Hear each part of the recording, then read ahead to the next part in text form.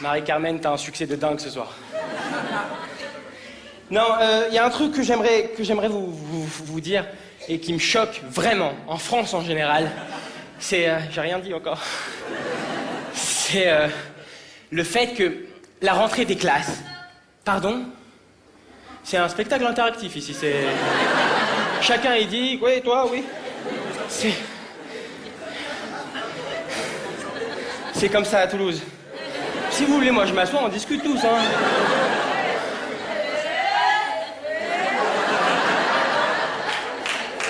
Il y a un truc qui m'énerve en France en général, c'est que vous, les adultes, vous croyez encore aujourd'hui que la rentrée des classes, c'est un jour merveilleux.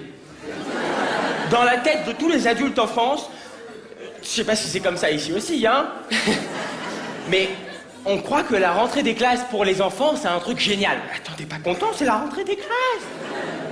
Mesdames et messieurs, ce soir, j'aimerais vous dire, franchement, la rentrée des classes, vraiment, dans votre esprit, aujourd'hui, ça ressemble à ça.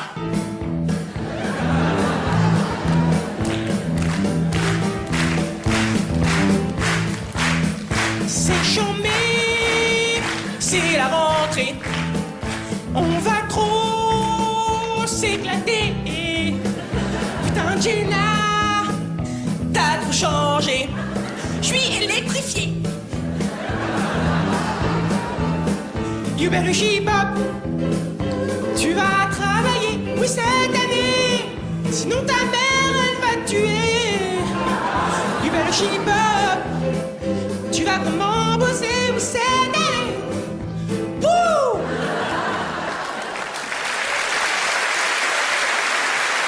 Alors qu'il y a quelque chose qu'il faut que vous sachiez vraiment, et ça me fait plaisir de pouvoir passer ce message à tous les adultes qui sont dans la salle ce soir. Il faut que vous sachiez qu'aujourd'hui, de nos jours, pensez-le, pensez à vos enfants qui vont bientôt aller à l'école, à vos enfants qui sont à l'école, et à vos enfants qui ont été à l'école dans les 2 dernières années.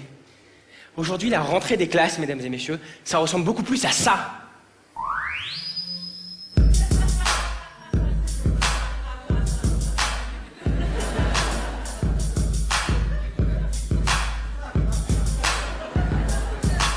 Bordel, quand on passe la grille, c'est la rentrée des classes et des conneries. Pas d'embrouille, man, pas d'hystérie. Donne ton portable si tu veux pas d'ennui. L'école, c'est tout ce que je déteste. J'étais détente au bled dans le Maroc de l'Est. Maintenant je rentre en France, monter mon business de shit. Pour leur vendre de la merde et leur prendre leur bite. Ah!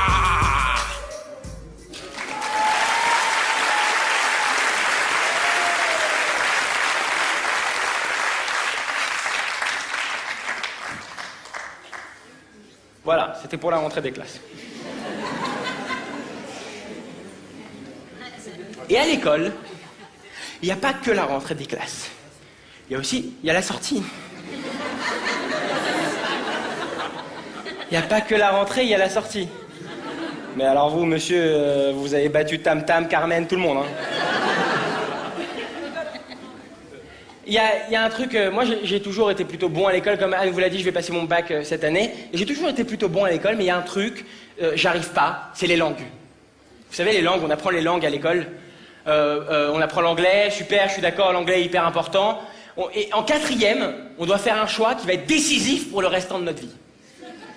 Soit allemand, soit espagnol.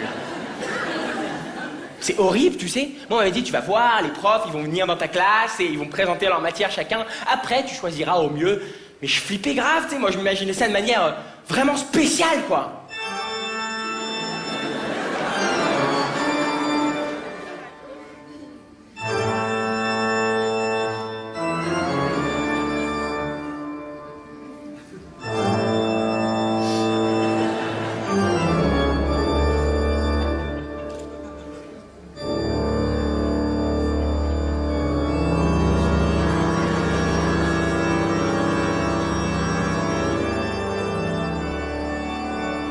Bonjour. Je m'appelle Wolfgang de Requin. Si je veux vous enseigner l'allemand, c'est pour vous apprendre la langue de Goethe, Wagner, Werner ou encore Claude Schiffer. L'allemand est un langage qui se prononce de manière vomitive. C'est-à-dire qu'il faut vomir pour parler allemand. Un peu de calme, Marie-Carmen.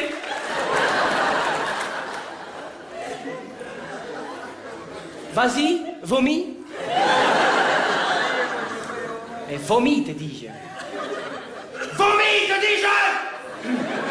Je rigole, évidemment, je taquine. Ar.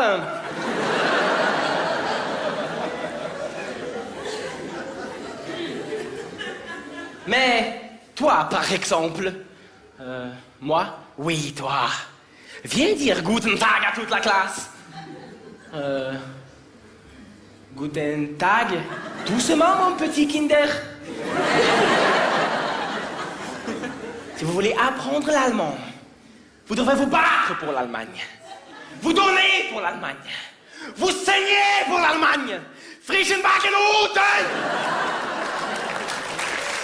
Forcément, après un prof d'allemand comme ça, je m'imaginais un prof d'espagnol beaucoup plus détente, quoi. Suavemente, bésame, te quiero sentir tus labios besándome otra vez. Suavemente, bésame, te quiero sentir tus labios besándome otra vez. Suave, bésame, bésame, suave, bésame otra vez. Suave, quiero sentir tus labios besándome otra vez. Suave, besa, besa, bésame poquito. Suave, besa, besa, Hola, chicas muchas caliente. Ça veut dire bonjour les enfants?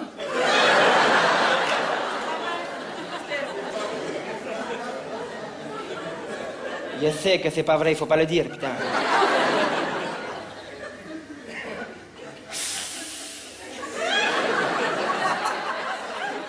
Je m'appelle Manuel Scorsese del Boca del Patron. Bon, il avoue del patron, c'est moi qui l'ai rajouté. C'est parce que je suis une patronne, tout simplement. Si je veux vous enseigner l'espagnol aujourd'hui, c'est parce que tout d'abord, je suis espagnol moi-même depuis 20 ans, de père en fils. Et aussi parce que je suis un très bon professeur de langue.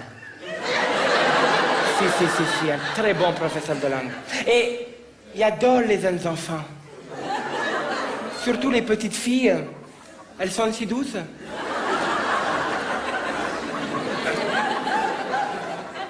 Si vous travaillez bien, je vous offrirai des sucettes soupa soups. Goût paella, si.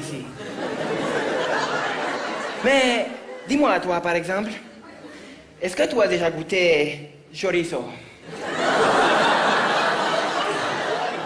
Je ne suis pas sourd, hein?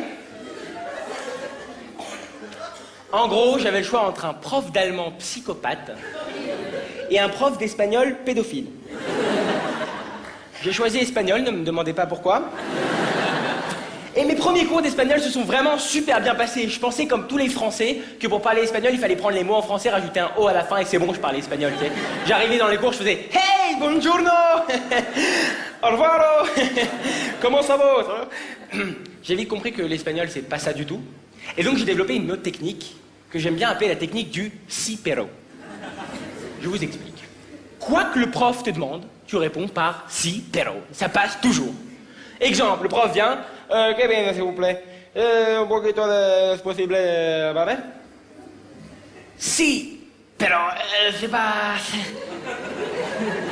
Ah, si. Pero, c'est pas seguro, c'est pas... Et moi, je savais déjà que pour le bac en espagnol, j'étais foutu, hein. Tu sais, je m'imaginais déjà le jour du bac arriver et le mec me dire, OK, vaya a responder a la cuestión a 1, 2 o 3. 1, 2, 3, un pasito par la te Maria. 1, 2, 3, un pasito par là.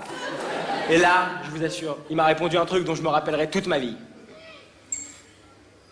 Si, pero, que ça...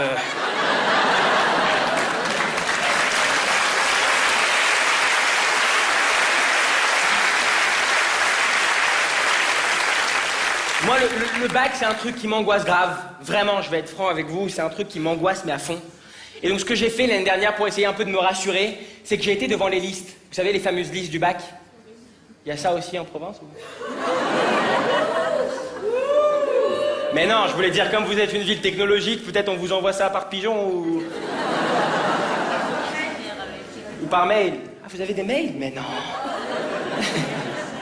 Non. Donc j'ai été devant ces fameuses listes du bac pour voir à quoi ça ressemblait, pour essayer de me rassurer de cette épreuve que va être le bac. Et j'ai remarqué que devant ces listes, il y a tout le temps une meuf qui pleure, et tu sais pas si elle l'a ou pas. Tu sais? Tu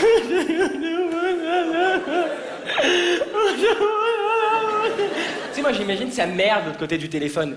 Mais tu l'as ou pas? Je t'en supplie, dis-moi que tu l'as.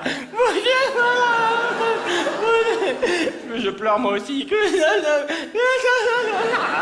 Ça y est. Le bac, c'est un truc qui m'angoisse grave. Et en plus, en ce moment, comme je vais bientôt arriver à la fin de l'école, à la fin du lycée, je me dis, je fais plein de rétrospectives sur ma vie. Et je me dis, quand même, en cinquième, on est venu me voir, moi, on m'a dit, Kev, tu vas voir, cette année, tu vas avoir des cours de techno. Des cours de techno? J'ai kiffé grave. On m'a dit, tu vas voir, Kev, cette année, la cinquième, c'est cours de techno. J'ai dit, mais c'est génial. Moi, je pensais cours de techno. J'allais rentrer dans la salle, j'allais voir ça.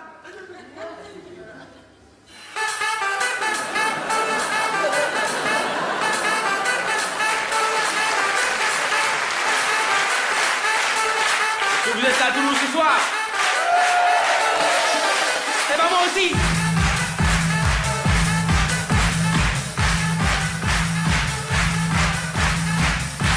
Sortez vos cahiers.